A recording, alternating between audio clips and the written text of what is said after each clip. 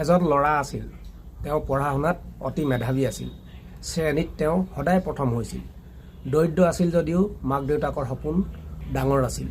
পুত্ৰ এদিন চৰকাৰী বিষয়া হ'ব। এই কথা ভাবিয়েই তেওঁলোকে মনতে আনন্দ লভিছিল।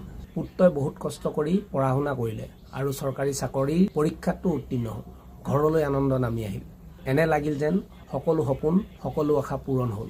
কিন্তু তেনেতে হঠাৎ পুলিচ ভেৰিফিকেশ্যনৰ সময়ত এটা সমস্যা আহি পৰিল। আগৰ এখন কাজিয়াৰ এজাহাৰত সেই ল'ৰাজনৰ নাম সোমাই আছিল। যিজন পুত্ৰৰ নাম এতিয়ালৈকে আৰক্ষীৰ ফাইলত জীয়াই আছিল, আজি মাক দেউতাকৰ চকুৰ সন্মুখত সেই একেজন পুত্ৰই লাজত মূৰ দোৱাব লগা হ'ল।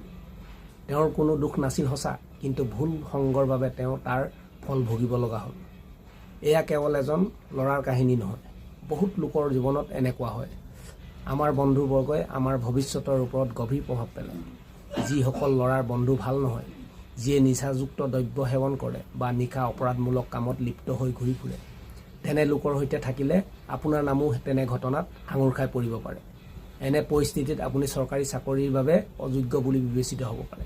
গতিকে যদি আপুনি পঢ়া শুনাত বহুত ভাল, যদিও আপোনাৰ বন্ধুবৰ্গ বেয়া, তেন্তে সাৱধান হওক।